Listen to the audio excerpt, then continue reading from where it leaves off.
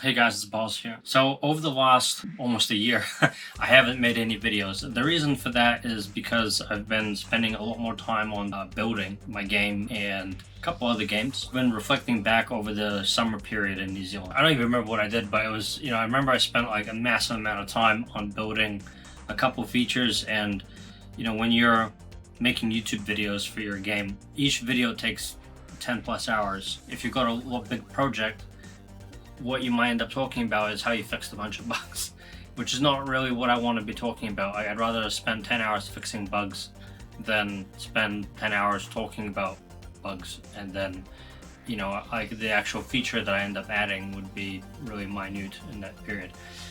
So I thought back, like, okay, this game might take me a little while longer to make, and I really wanted to finish a game because I was really quite frustrated about, I spent years and years on developing this, and yeah, it was really annoying.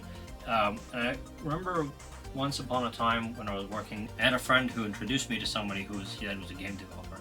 It turns out this game developer was actually the CEO of Pickpock, which is in New Zealand. It's one of the largest game development companies, and they make mostly casual mobile games, which is not exactly what I would play personally, but for someone who'd gone from a sort of similar background to myself. So I'd come from consulting. He was at KPMG before, he started his own company.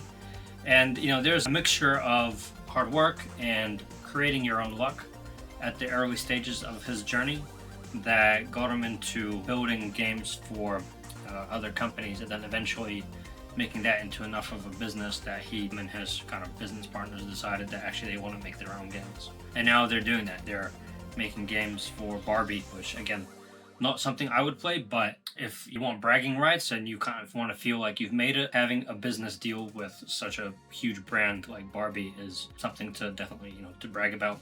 I had a call with this guy. It was really enlightening call, and first of all, I want to be grateful that someone who is managing a company of over 100 people gave me 2 hours of their time to just have a heart-to-heart chat in the evening instead of spending time with his family or whatever else. Really grateful for that. And I showed him my game, and he said that it looks cool. He kind of alluded to this, was that the project is a little bit too big, and he suggested that I should make a small game so I can basically figure out what I'm doing. He's being very diplomatic, and there's definitely a lot of wisdom in what he said. I spend a lot of time on watching podcasts, like when I'm driving somewhere, and I listen to other game developers who making games for mobile, for Steam, for console. All these things are really different, like markets and kind of audiences. That people that you'd make a game for on Steam are not the same people that you'd find in mobile gaming. And I thought, how can I kind of take his advice and kind of put it in front of me and work backwards from it to figure out, okay, what can I build that would be something I can do quickly? I don't want it to take another year or 2 years to finish. I want to be able to basically do it in a day and sell it. And I thought, well, why don't I look at their first game? Because they had to have started somewhere, right? So I went and looked at their first game that they made. And their first game was something called Flick Kick. And this game, when I downloaded it, just for educational kind of purposes, it was the simplest game I'd seen in my life.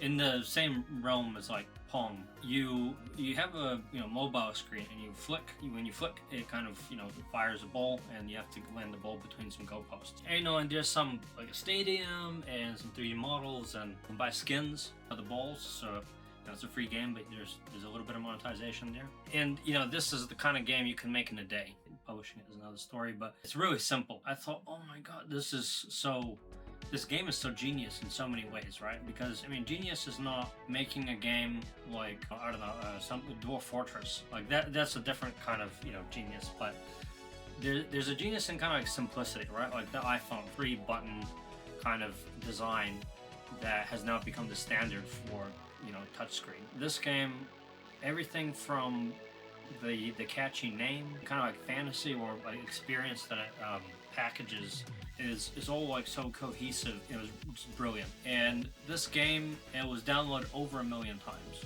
It was successful enough that they trademarked the name, and they made another 2 or 3 clones that were Flick Kick Football, Flick Kick Rugby, a couple different variations of it. And they wouldn't have done that if it wasn't successful, right? So they kind of came up with this cash cow very early on. It was simple to make, it was really good, and you wouldn't call it a dream game.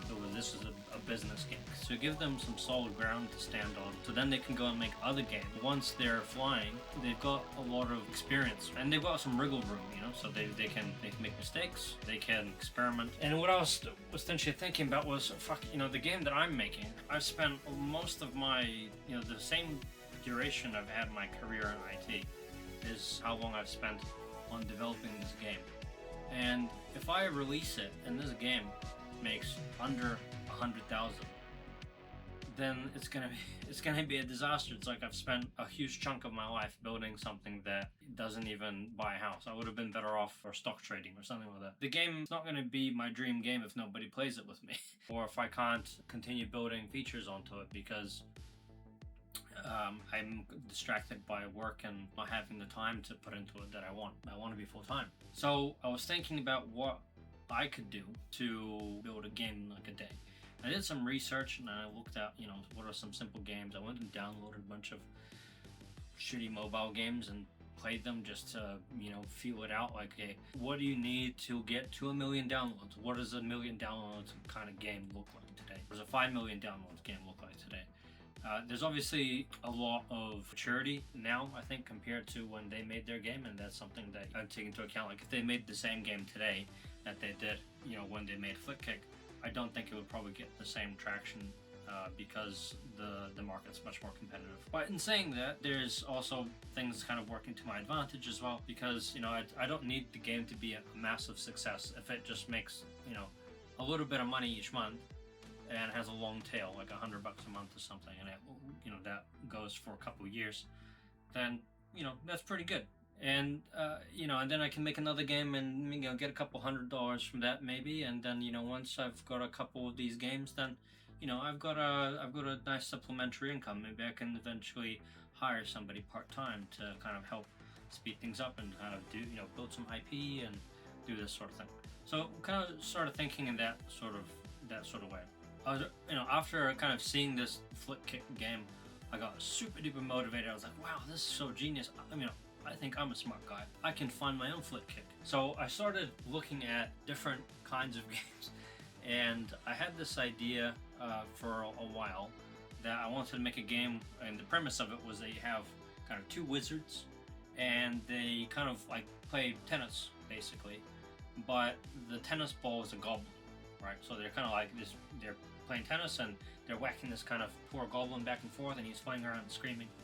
And I started working on that. Initially, I called it Goblin Tennis, and I thought it'd be kind of like I think it's called Arkanoid, or I'm not sure, but we have the word Brick Break. I thought you'd have like a wizard here, like at the top half of the screen, and the one at the bottom. It's kind of like Pong, but like vertical, and you have kind of like barriers between you or something like that, and you can play multiplayer.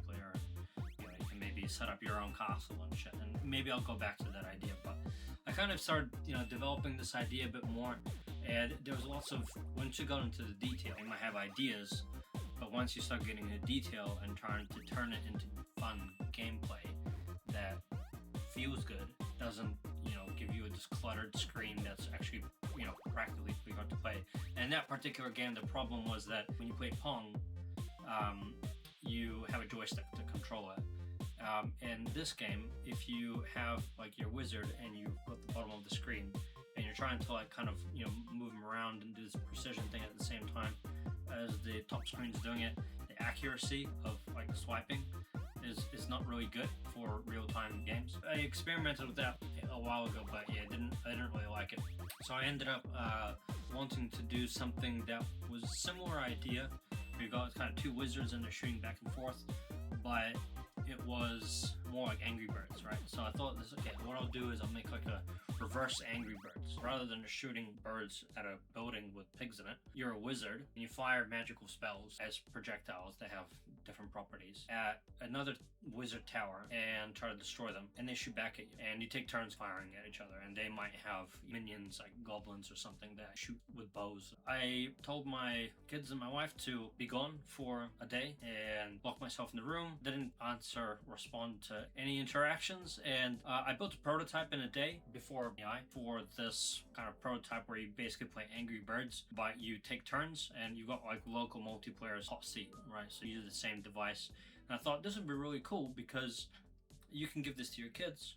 It's really simple to understand how to play it. And I thought, well, my daughter was 4 years old at the time, so I thought, well, if she can understand how to play this, then anybody can understand it. It's pretty fun to play it with your kids. So I built it. It took me about 4 or 5 hours to put this together. It took another 4 hours to sort out problems with the build and adapting to screen resolutions and redo how the camera works and things that you don't really think about when you have a game idea, and it works fine in Unity, but then when you actually start giving it to people and putting it on physical devices and distributing it, then there's just all kinds of things come up out of that are quite complicated.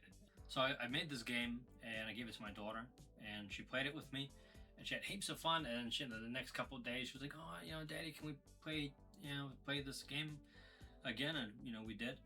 And then eventually I thought, well, this is a pretty cool idea, and I started building it and adding more features and then expanding it, because making a game in a day that is actually publishable is bullshit, right? Like people that say I made a game in a day, like yeah, you can, but it's not going to be one that is engaging for a long time, because making levels and things, making those levels fun, not just like copy pastes of each other or like a copy paste with like an extra little thing. The effort that you put in is is directly related to the fun that people get out of it. I mean, procedural generation only really gets you so far, and I couldn't really use it for this sort of game because of the physics, and the towers would just fall apart if I randomly generated them. So I digress. I spent the next like half year on building lots and lots of levels. It was quite challenging actually to think about the underlying puzzle that people need to solve. Like here they need to use this kind of ball, and then there's some distractions, like you can do that this way, you can solve the level this way, but if you solve it this way you're gonna have a really hard time. Or you can kind of like do it this way and then it's just boom, it just works straight away. But then there's other complexities, like I give people the game and the controls were inverted from what they expected. If you want the ball to go this way, then you move the joystick this way. That I thought was fairly obvious, but everybody kind of just used it going the other way. So if you want the ball to go this way, then you pull the joystick that way. So it's like you're pulling back like a bowstring or something. Then there was a lot of complexity around physics, 2D physics, and I went down a really deep rabbit hole on stacking blocks, because you think that stacking a bunch of blocks in Unity should be really simple. You just like put them on top of each other and it's fine, right? But once you start having overhangs, like say you want a tower that has like a roof that goes like kind of like a N shape in English, so you have like this kind of like bridge. What is stopping that bridge from just straight collapsing like in the middle? Because there's nothing underneath it, just empty space. I spent enormous amount of time on what I thought on this thing, which should have been really simple, but it was not. I tried like using joints, and I thought, okay, I'll just add joints to them, right? The joints have really dumb properties where they'll, like, if two things are touching in their joints, then those sort of start like pushing each other away. You'll get like a resonance basically, and they'll just like eventually the resonance will increase and they'll just break apart anyway. I started using like programmatic ways to fix it, like a custom kind of code here to keep these things in check, but then they wouldn't really realistically fall apart. You'd make it too sturdy, and the whole dissatisfaction was about having these buildings fall apart, right? And how these other games did it, they had basically custom, like a whole bunch of like complexity about having like macro structures that hold together. And you think like, well, it's fucking Angry Birds, how complicated can it be? Like, well, the actual interaction that you do as a player and is very simple. You just pull and fire a projectile, then there's physics, and well, it can't be that complicated, but what they did with the 2D physics is actually quite clever. You have to keep in mind that Angry Birds is not the first game that this company that made them made. It's like their 50th game. So I got my game basically finished. I had something like 90 levels in it. I think it's pretty good. So then, I had to go and set up my game on Google. I had to create a studio for it because you can't just publish stuff. You have to have a studio and a website and so on. So I spent time setting that up, and that's where I got, just came up with this idea called, Laserlance. Yeah, Laserlance.games. You can buy my hoodie. And there's a whole bunch of KYC stuff you have to do and make sure that you're not trying to like sell bombs or something on through your app, and a whole bunch of like legal idiosyncrasies. So in the European Union you have the GDPR, and the US you've got some their own kind of like compliance stuff, and there's other ones like in Korea has one, and so on, and you have to go tick a lot of boxes and do a lot of disclosures and etc to publish an app. And I used AI to help me do it. So, that's probably one of, people don't like using AI, but honestly, filling out paperwork is a pretty, fun way to use it. And so I published like the app in a closed beta, and I, sent it out to all my, LinkedIn audience, to my friends and colleagues, and through Facebook. I had a couple, like maybe half a dozen people volunteer to, download my dodgy kind of unpublished app and play it. And I got some feedback. The feedback was that the graphics are, like, they don't like the graphics because I had them all kind of like retro pixelated. And I thought, wow, the game is really kind of made for children. And children do not care. Like, the pixel graphics is not something that they vibe with because they don't have that kind of like nostalgia. Like there's no concept of nostalgia with them. They just like, does it look cool or it doesn't, and they don't even care if it's AI or not most of the time. So, well, I'll make my game look a bit more like slop, but that's what people want. So I'll go and do that. And this game is really not about what I want. It's about what my target audience wants. So I went and spent time doing that, and now I finally got my app basically ready to go. But there's still some other things I need to do. I need tutorials because I was talking to people, and they got stuck on like the third level because they couldn't figure out how to get past it. Because even though they're given a solution, like one of the balls that you fire, you have to tap the screen again, and then it shoots a lightning bolt down. And then you do that and you win, but they there's nothing to tell you that once you fire the ball you need to tap on the screen again. So I need to do some kind of like diegetic tutorial, like you're it's wizard, you're going through, there's this journey, and then between levels there's like this Master Yoda appears, and or whatever, and he's like, you need to fire this ball, and then you need to tap the screen, and then you can win. And I need to, organize the levels a bit better, so that, they progressively get more difficult, because at the moment it's very random. And the interesting thing is that when your game has different, like, little problems with it, people tend to not complain. They'll just say, well, I played until the third level, and I like the game. I couldn't figure out how to win, and I just put it down. And it's like, well, okay, I guess that's alright, but I mean, if you only played until the third level, you're probably not really going to get emotionally invested into this game and want to buy some skins. So there's lots of this sort of things to think about, which is really quite interesting, even though the game is so simple. It's been very educational. I'll probably have this game available for download in the next 2 weeks or so. If a couple hundred people downloaded it, I'd be happy.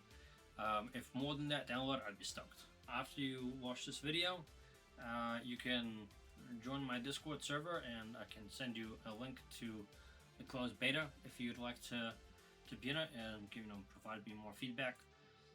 Otherwise, it'll be released in the store. My next video will be about pushing that button and publishing the video. So until then, I'll see you. Goodbye.